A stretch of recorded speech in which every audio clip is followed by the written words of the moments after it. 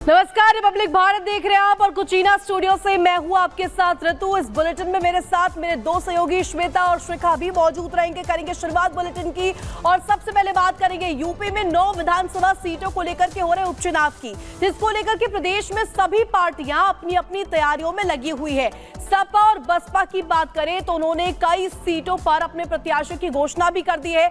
वहीं बीजेपी भी उपचुनाव में अपना पूरा दमखम झोंक रही है। उपचुनाव में बीजेपी की ओर से जोर आजमाइश करने वाले कई नाम भी सामने आ रहे हैं। संभावित उम्मीदवारों में मुरादाबाद जिले की कुंदरकी विधानसभा सीट से अभिषेक सिंह और मनीष सिंह का नाम भी आगे चल रहा है। और इसी को लेकर के उपचुनाव के लिए बीजेपी के संभावित उम्मीदवारों के नामों की लिस्ट के साथ आपको एक रिपोर्ट दिखाते हैं।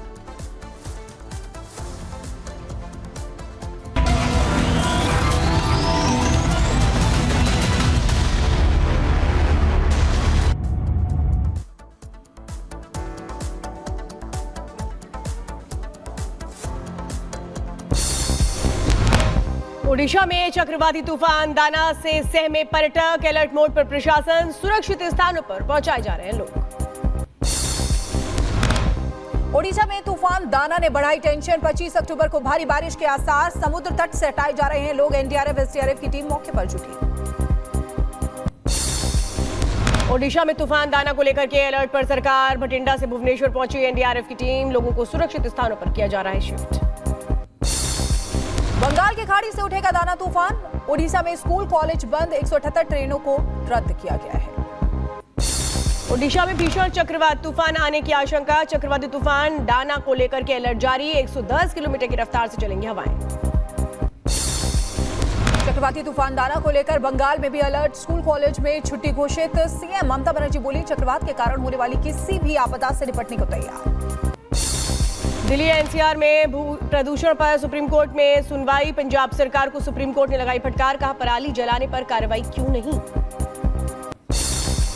दिल्ली की हवा में घुला जहर, 350 के करीब पहुंचा एयर क्वालिटी इंडेक्स, सुबह सुबह कई जगहों पर नजर आई धुंध। दिल्ली में बढ़ती प्रदूषण की वजह से बिगड़ रहे हालात, दिल्ली में हर रोज खराब हो रही हवा, लोधी रोड से तस्वीरें आई सामने। दिल्ली के इंडिया गेट से भी सामने आई तस्वीरें, सुबह सुबह दिखा स्मॉग, राजधानी में तेजी से बढ़ रहा है एक्यूआई स्तर। यूपी की मुरादाबाद में भी खराब हुई हवा, प्रदूषण बढ़ने की वजह से लोगों को करना पड़ रहा है परेशानियों का सामना। प्रदूषण को लेकर सीएम आतिशी के बयान पर बोले यूपी सरकार में मंत्री डॉक्टर अरुण सक्सेना, कहा दिल्ली में प्रदूषण के लिए यूपी को जिम्मेदार बताना गलत है। यूपी में सपा महासचिव शिवपाल यादव ने प्रशासन को दी चेतावनी, कहा बेईमान अधिकारियों का नाम लाल स्याही से लिखा जा रहा है, सबका होगा हिसाब। हमारे समाजवादी के जितने भी नेता कार्यकर्ता हैं तो उनका नाम लाल से लिखा जाएगा और सरकार आने पर 27 में सरकार बनाने जा रही जो और बता। झारखंड में सीट शेयरिंग पर हेमंत बिस्वा शर्मा ने तेजस्वी यादव पर किया तंज, कहा तेजस्वी यादव की कोई ब्रांड वैल्यू नहीं है। 3 बार हेमंत सोरेन से मिलने गए तेजस्वी से नहीं मिले सोरेन। तेजस्वी यादव का जो हालत हुआ है उससे मेरा दुख है। मेरा लगता है अभी बिहार का जनता का यह समझ आ जाएगा कि तेजस्वी यादव का कोई ब्रांड वैल्यू नहीं है। आरजेडी नेता तेजस्वी यादव का बयान, कहा हम उन लोगों को कर देंगे नष्ट जो मुसलमानों को बुरी नजर से देखते हैं। अगर कोई मुसलमान भाइयों के प्रति अगर बुरी नजर कोई देखने का काम करेगा तो राष्ट्रीय जनता दल और तेजस्वी यादव चुप बैठने वाला नहीं, ईंट से ईंट बजा देंगे। हिंदू स्वाभिमान यात्रा पर गिरिराज के बयान पर आरजेडी प्रमुख लालू प्रसाद यादव का पलटवार, कहा गिरिराज सिंह को बेतुका बयान देने की आदत है, देश में हिंदू मुसलमान सब रहेंगे। गिरिराज का विश्वल है, इसी तरह का बात बोलते रहता है, तो बस हिंदू मुस्लिम सब रहता। लखनऊ में सपा प्रमुख अखिलेश यादव के जन्मदिन को लेकर कार्यकर्ताओं में खुशी, पार्टी कार्यालय के बाहर लगाए गए पोस्टर। सपा के पोस्टर पर बीजेपी प्रवक्ता राकेश त्रिपाठी ने ली चुटकी, कहा सपा का सपना टूट चुका है, जाति मजहब के समीकरण से सपने साकार नहीं होते। पार्टी का यही मूल चरित्र है कि वो पहले धमकी देते हैं, गाली देते हैं, हिंसा की कोशिश करते हैं, लेकिन समाजवादी पार्टी के इस चरित्र को जनता नकार चुकी है। सपा सांसद अवधेश मिश्रा ने किया बड़ा दावा, कहा 2027 में बीजेपी का होगा सफाया, 50 सीटें भी बीजेपी को नहीं मिलेंगी।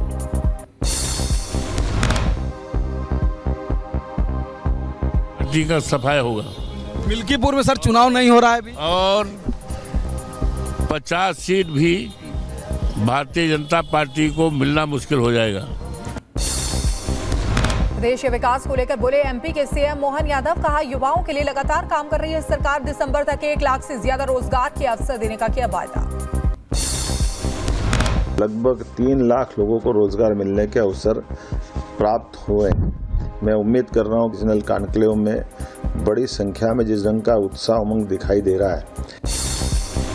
पुतिन, मोदी और शी जिनपिंग की रात्रि भोज की तस्वीरें आई सामने। रूसी राष्ट्रपति के आवास पर रात्रि भोज का हुआ था आयोजन।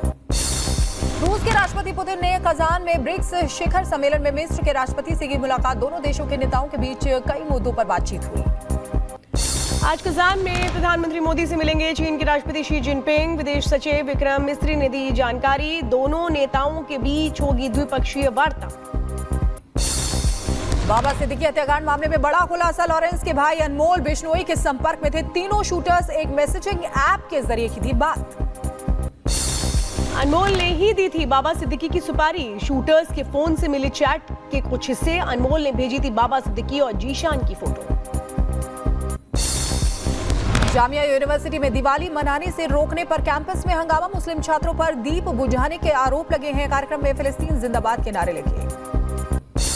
जामिया यूनिवर्सिटी कैंपस में हंगामे के बाद दिल्ली पुलिस मौके पर मौजूद, मामले की जांच में जुटी पुलिस। एबीवीपी की मांग, दीपोत्सव के दौरान हिंसा करने वालों पर हो कड़ी कार्रवाई। जामिया यूनिवर्सिटी में हुए हंगामे पर चश्मदीद छात्र आनंद का बयान, कहा रंगोली बिगाड़ने के बाद शुरू हुआ था विवाद। जामिया के अंदर धार्मिक नारे लगाने की बात भी कही। रंगोली बनाई गई थी और मतलब उसको पूरा मिटार दिया गया इन सॉर्ट ऑफ, जिस पे रिएक्शन आया दोनों तरफ से। लंबे लंबे नारे लग रहे थे। क्या थे वो? अकबर के। दिल्ली की जामिया में धरने पर बैठे वाल्मीकि समाज के लोग गेट पर वाल्मीकि की प्रतिमा हाथ में लेकर के बैठे नजर आए। परमिशन के बाद धरना जारी। यूपी के बाराबंकी में थूक लगाकर रोटी बनाने का मामला, सोशल मीडिया पर वायरल हुआ वीडियो। हाफिज जी होटल का बताया जा रहा है वीडियो। यूपी के मुजफ्फरनगर में